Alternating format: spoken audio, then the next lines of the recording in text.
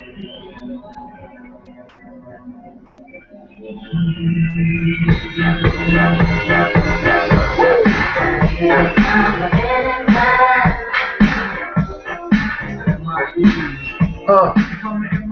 Yeah. Yeah. Yeah. Yeah. Yeah. Ho. Ho.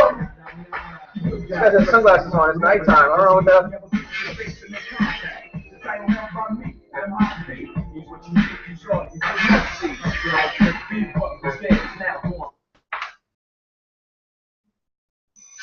You good, Ryan? Huh? It's showtime. Showtime. Yeah, you're on TV. Why am I on TV? Because this is the Matt Ryan show. What's the Matt Ryan show? Doesn't he have neuralize you again? Neuralize.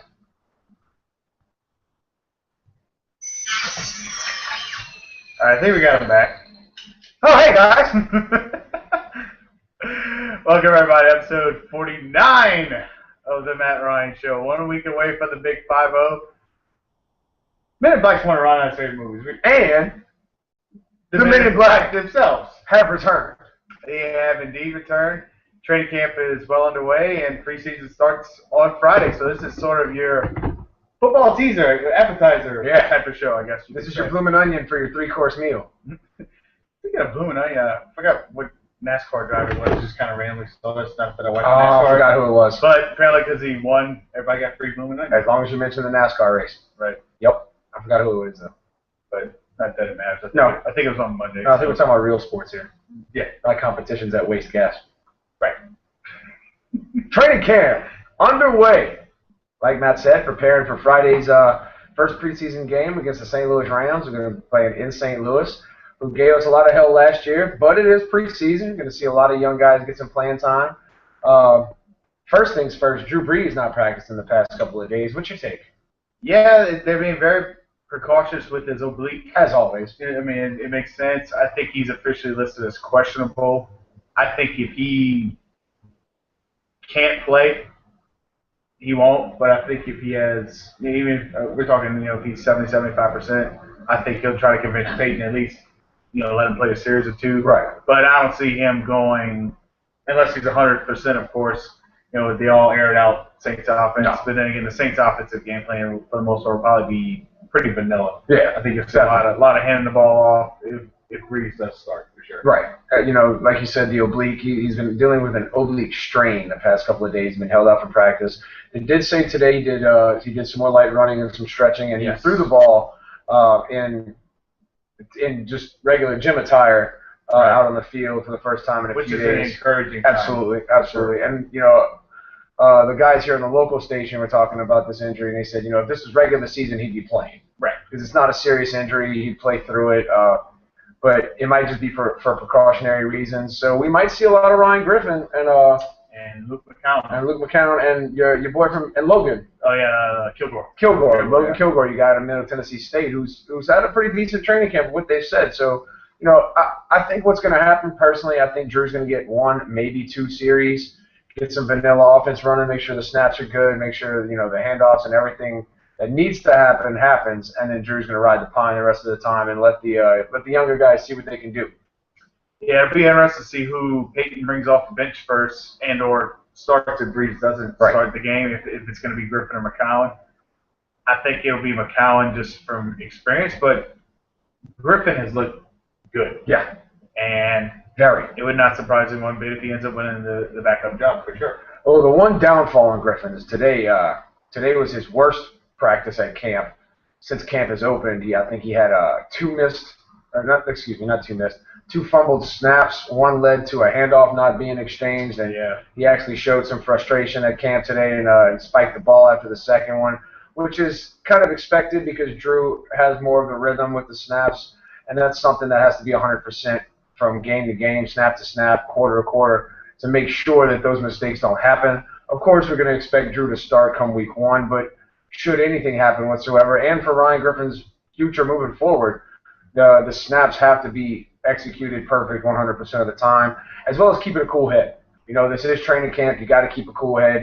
I don't care if you're the backup or the 4th string. You are a part of the Saints roster. Keep a cool head. And another interesting battle is going to be who wins the center battle. Is it going to be Lililo or is it going to be Goodwin, who has started with the Saints offense before in the past, back around their Super Bowl run, Right. but none of the quarterbacks on the roster have really had any experience with them, at least either ever or in a few years. There's no Della Fuente there anymore. So, is that contributing to the problem, or is it just simply the inexperience of the quarterbacks and the running backs? I think as well? it's a combination of both, Matt. I really do. I think Lililo, now that you mentioned his name, I couldn't remember the other guy's name. I remember Goodwin. I think it was the Lililo-Griffin exchange that was causing problems, and it's probably due to just simple lack of execution. These guys haven't done it 5,000, 6,000 times like Drew and De La Puente have, and even Drew and Goodwin have had some experience together. Right. Another facet I'm really excited to look at is to see the running back tandem and who's going to really get the majority of the carries coming into week 1. Yeah, that's definitely the interesting scenario. Right now, it looks like Peyton's going with Ingram as a starter. As expected. I mean, that's his boy. Kyrie Robinson is a dark horse, and then you can never count Pierre Thomas. Nope. He's been getting a lot of second-team reps in camp. I don't know if that's just to get Ingram more reps, but this is a guy you can never count out. And then also you have the guy from last year, Cadet. You never know what this guy can do. Yeah. So Saints have 4 running backs there that it's a nice luxury to have. It is a nice luxury to have for sure. I think, like you said, I think Ingram's going to get the nod, at least in the first preseason game. Right. He really showed what he's capable of during the last 3 to 4 weeks of the season. But can he hold on to the ball? Can he hold on to the ball? And I think that was his first fumble in the NFL. He didn't really fumble much at all in college, and I mean that was the one good thing I guess you could say about him, or one of the good things. I think he had 2 fumbles at Alabama altogether. Yeah, in his entire career. It wasn't many. And like I said, I think that was his first fumble in the NFL. What a crucial time to fumble the ball, but nonetheless, one and how many carries he's had. Ingram's pretty sure-handed. Kyrie Robinson runs angry, and we love seeing Kyrie Robinson run this way. Cadets in the backfield, and of course, like you said, you can't count out the PT Cruiser. Yes, he's getting up in age, but I think PT is going to serve much like Champ Bailey will for the secondary for our younger running back squad. And another thing that may help the PT Cruiser is that, I guess, say the last 2 years he hasn't had that 100% full workload like he did in the Super Bowl year, and that maybe saved the legs some. So Absolutely. He can still do that running back by committee mode. When he does get the ball. Right. But he's definitely still capable of taking over a game, like he did a couple times last year, and so did Kyrie Robinson. Absolutely, and plus we all know that PT is golden on the screenplays. Oh yeah, he's golden. And another person, and I guess we could just move right into the wide receivers that we're going to be excited to see on these screenplays is your boy Brandon Cooks, the Lightning himself. Sproles who? Who is it? Who? Reggie who? Yeah. Sproles who? Yeah, Brandon Cooks is going to be making, I think, and this is a lot of pressure to put on a rookie, of course, but he may have some Saints fans saying Darren who. Oh, no, he already does. They didn't play down here. That's how good he is. He's already a contender for Rookie of the Year, and they haven't taken an official snap yet.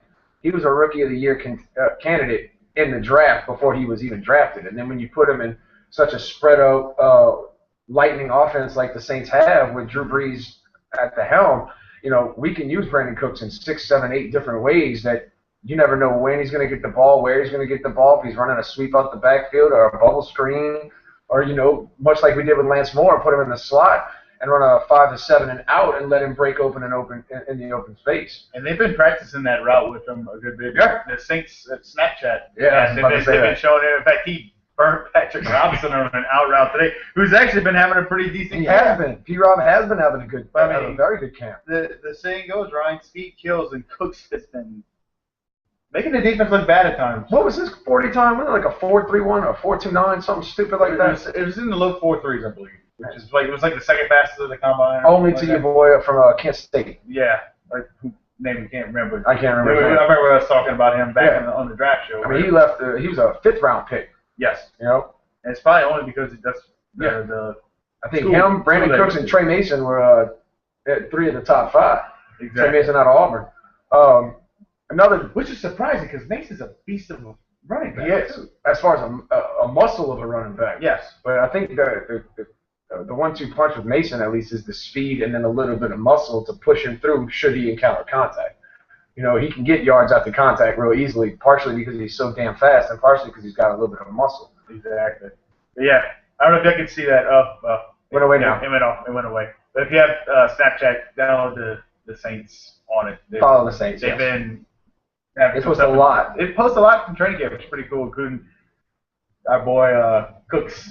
Yeah. Vernon Robinson, like a charbroiled burger from terrible fast food restaurant.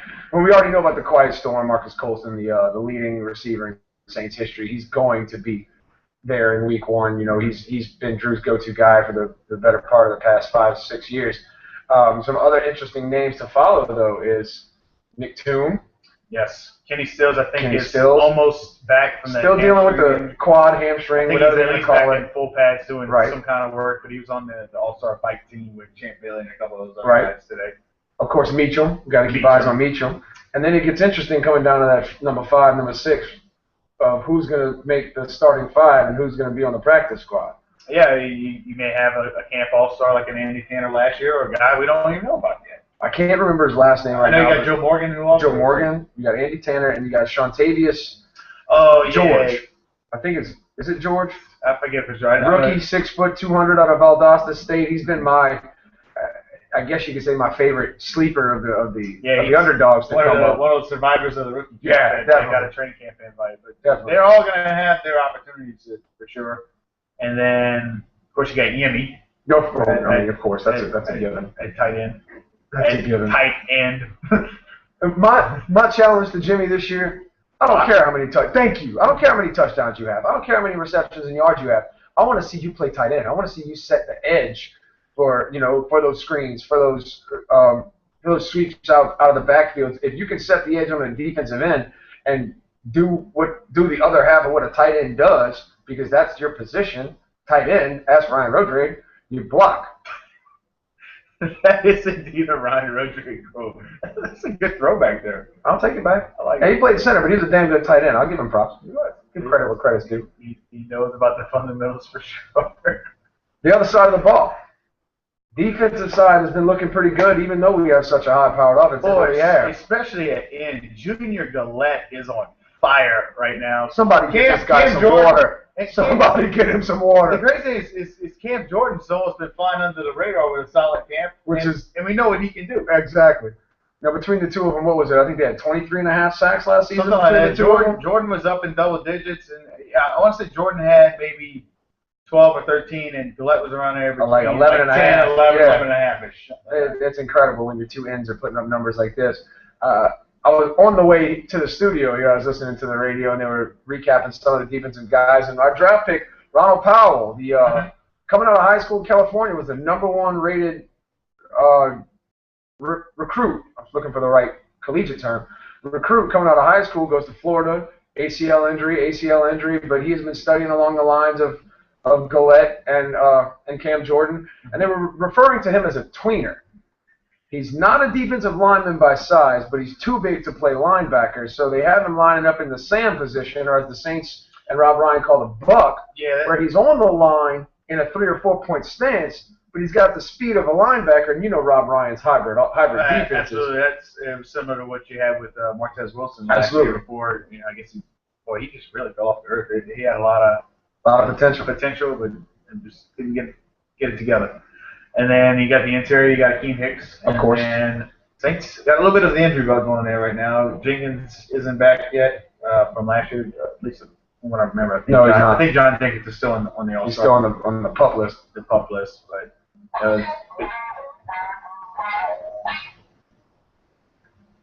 was that the call for? Let's see what that is.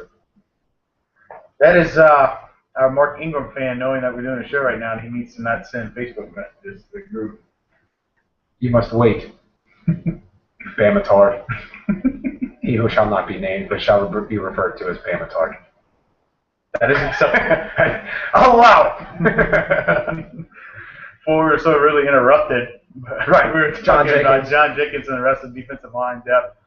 It'll be interesting to see who starts. I'm curious to see who starts and what kind of depth we can get there. I guess if anything, maybe we're a little thin there right now. A little. But if there's one hole in the defense right now as far as injuries are concerned, that's where it's at.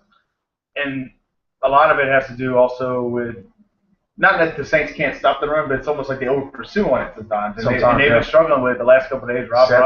Set the edge. Rob Ryan has been throwing the Ric Flair hairstyle all over the place. Clipboard. Still looks like he's been eating and drinking this maize for the last 6 months. Yes, he probably has. Well, yeah. Except when he's in West Virginia. Sure. He's probably found a Miss Maze up there or something similar. He may get down to about 390 with that. May get down to 390.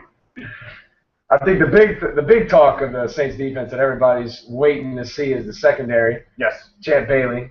P. Rob's had a fantastic camp, like we said. Keenan Lewis doing his thing. As he is so dearly referred to as West Bank. Yes. They are calling him West Bank at camp. And then I don't know if that's a compliment. You know, it depends on where you're from. It depends on what side of the river you're from, right? Yeah. No pun intended.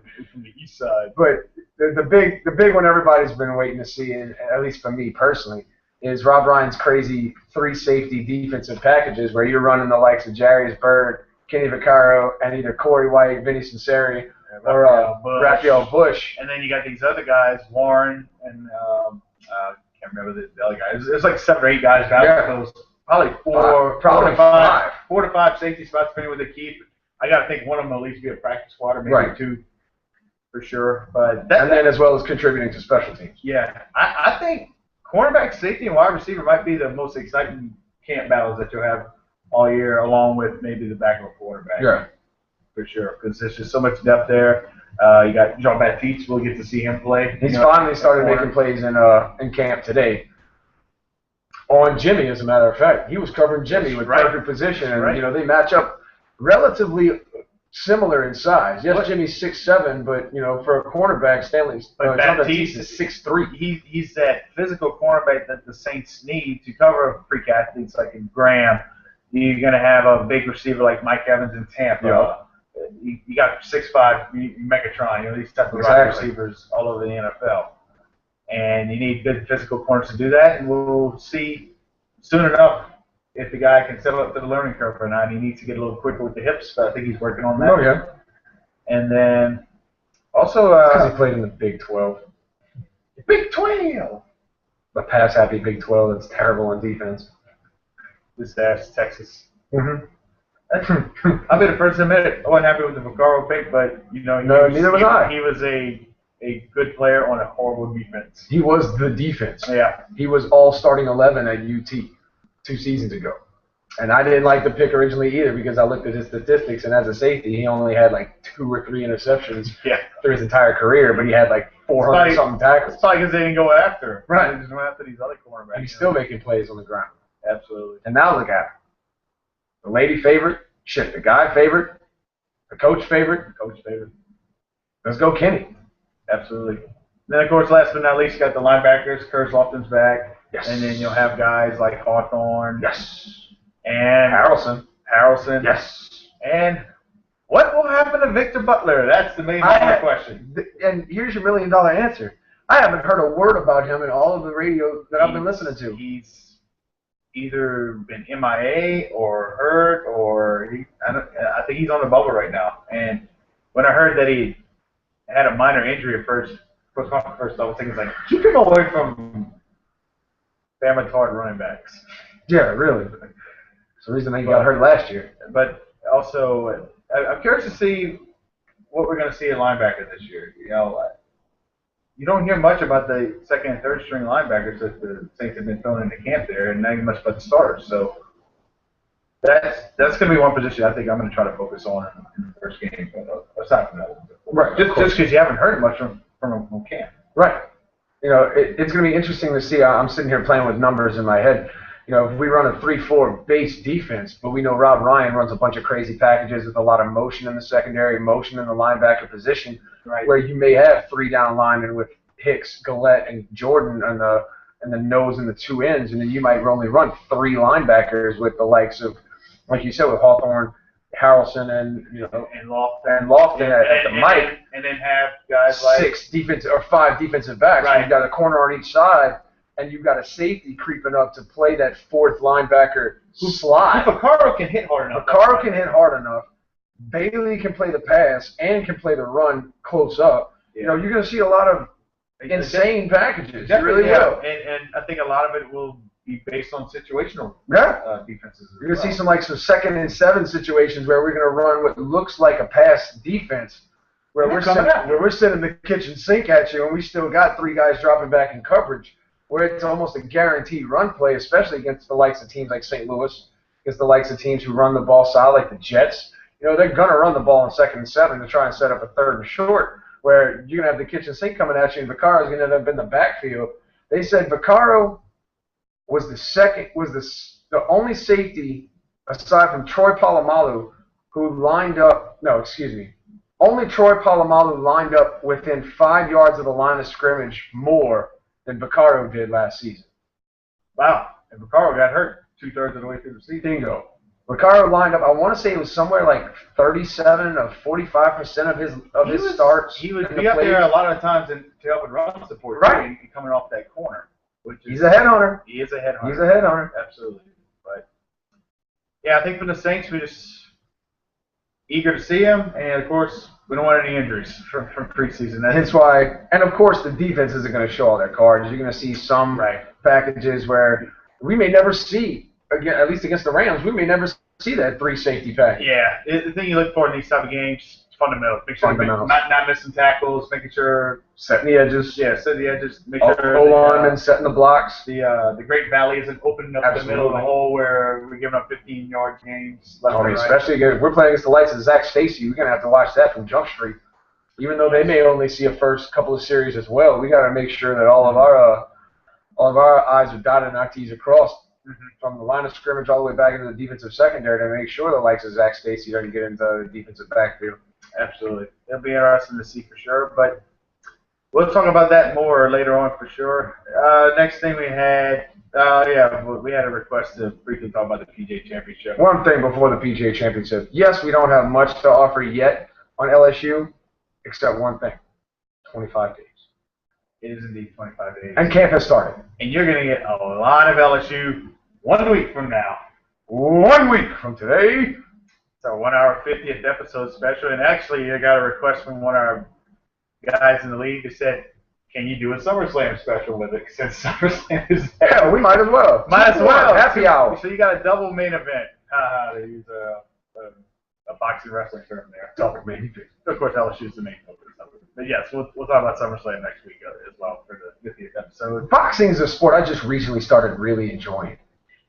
If it wouldn't be so corrupt, it'd still be as popular as it was. Even then, so just to take it for what it is, UFC is just a brawl. Boxing takes fundamentals and technicality and training. I'm not saying UFC and MMA doesn't, but it takes a certain discipline to be a boxer. And I was watching at work. We had some downtime, and me and some of the guys were watching Floyd Mayweather's best knockouts and Mike Tyson's best knockouts. And when you watch these guys at the top of their game, the fundamentals are just jaw-dropping. And they're two totally different fighters, too. Tyson had the one-punch knockout capability where a lot of his knockouts were quick. And Mayweather can wear somebody down, and he's so fast. He throws a punch, and you didn't even see it coming. Tyson, interesting enough, was a right-handed boxer who had more knockouts with his left hand. That's right. He learned to fight lefty. Because everybody was trying to stay away from the right. Anyway, I digress. The PGA Tour. Absolutely. The big story this week is Tiger Woods going to play, and Tiger Woods is always going to be he's going to always be the golf thing, but truth is, he may play. He's not going to do anything. Personally, I don't think Tiger wins another major. Bold statement. But very possibly another major. Hear what I said? Another major. He'll win another tournament. He will. Of course. He was Tiger Woods. He's a damn good golfer. But you got Rory McIlroy setting the world on fire right now. 2 tournaments in a row, and 2 big tournaments in a row. Yeah. It was the U.S. Open and then one of the World Golf Championships. That's the U.S. Open's a major. No, he won the Open. He won the Open Championship. He won the Open or British Open. And then you had, what's his name? It was a smaller tournament that he won last weekend. Well, it's one of the World Golf Championships. Okay. So I'm confused. Think of it this way. You got the majors, and then that was almost on the level of like Sawgrass. Gotcha. Pretty big tournament. And then, of course, you got younger guys like Ricky Fowler. Can he finally put them together? Sergio Garcia with Sergio Garcia again blowing a multi-shot lead in the last round. Sergio. But he's finished second in his last 2 tournaments. Sergio's been playing for a while. Yeah, man. he's only 34 years old. That's it? Well, he started when he was like 18, 19. Okay, that's why. Really I remember Sergio. Yeah, he's been around 15 years. Yeah, I remember Sergio in high school. But it'll be interesting to see what happens with that for sure. I mean, I like Fowler. You can never count out a guy like Bubba Watson. Nope. Justin Rose won the U.S. Open, of course. One guy that won't be winning is Dustin Johnson. He's too busy coking it up, apparently, allegedly. Oh, you didn't hear about that? Yeah, he's a really good American golfer, young guy. He took 6 months off, and the rumor is he was having drug problems. Wow. Hanging around with Pauline Gretzky too much. But like I said, that's just rumors. Even if it's true, you got to give the guy credit for finally, I guess, maybe admitting that what he needs to do. Right. You deal with this every day. Yeah, I sure do. And no matter what level of success you encounter, when addiction kicks in, it's a different ballgame. Nothing else matters. And hopefully it's nothing like that. Hopefully maybe it's just burnout or something. Right. Just for his sake. But, I mean, he's always seemed like a nice guy. Everybody always had good things to say about him. But we'll see. Wishing the best. Wishing the best, absolutely. But they'll be back at Valhalla where Tiger actually won the PGA when it was held there back in, I think it was 2000, I believe. And we'll see what happens for sure. But we got our little bit of golf in. There's your golf. You can only talk golf up so much. Right. If you want to really hear about golf, our buddy Jacob Abear has a show, the Golf Blurb. Comes on, I believe they tape it every Sunday night, and it airs on, well, they put the podcast up on first thing Monday. These guys know what they're talking about. I'm about to check that out. He gave us a plug. I'll have to check you out, Jake. It's the Golf Blurb with Jacob. It's on Facebook and iTunes as well. Check them out. But yeah, plug. You want to hear about the PGA? Those guys talk for a good hour about it. They know their stuff. They really do. But Ryan, did you get any fan mail this week? I didn't. I didn't really check on them much. I didn't get any either. Seriously, why didn't y'all send us any fan mail anymore? Well, that's all right. They probably knew exactly where we were going with this show. They didn't have to ask no questions. Apparently, we're the know-it-alls or something like that. Yeah, let's go with that. I didn't get that memo, but I'm just going to take the evidence that I'm seeing and just run with it. Yeah, let's just run with that. I like your style, Ryan. You know, Matt, my eyes still hurt. Really? Oh.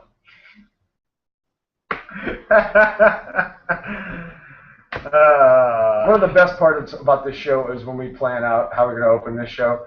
He actually found an app with the neuralizer to neuralize me.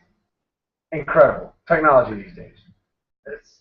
We just come up with these ideas on the fly a lot of times. Sometimes they're funny as hell. Sometimes they're the lamest crap on internet television. Because we had to fire all our writers. They don't listen to us. They don't. The second producer we got right now, he behaves. He acts good. He gets his juice box. But guys, for now. Friday night, 7 p.m., welcome back football. 25 days, yes. 8 p.m., Houston, Texas. Tigers take on Wisconsin. We'll give you more on that next week, episode 50. 50, we got that. We have SummerSlam. And Ron and I attempt to hit 85-mile-per-hour fastballs. I like the wording. Attempt to hit. We'll get the official rules on that one, but, I mean, it's pretty simple. Who can attempt to hit the most 85-mile-per-hour? And no bunting. No bunting's allowed. No foul balls allowed. It must go forward. The last two pitchers I remember that scared the hell out of me as a kid were Brett Landry and Brandon Fields. Woo, that was about the last time I played baseball, and I was 12. Yeah, Landry. Brett Landry for Ducks Unlimited. Remember that? He had quite a fastball. Jesus Christ, we were like 9 years old trying to hit a 60-mile-an-hour fastball. What the hell were we doing? It was also one of those things like, I hope he had his control that day. I hope he doesn't hit me. I hope he doesn't hit me. I sure did not like getting hit by baseball. It hurts. You can get hit in the wrong spot. Those are Little Caesars days.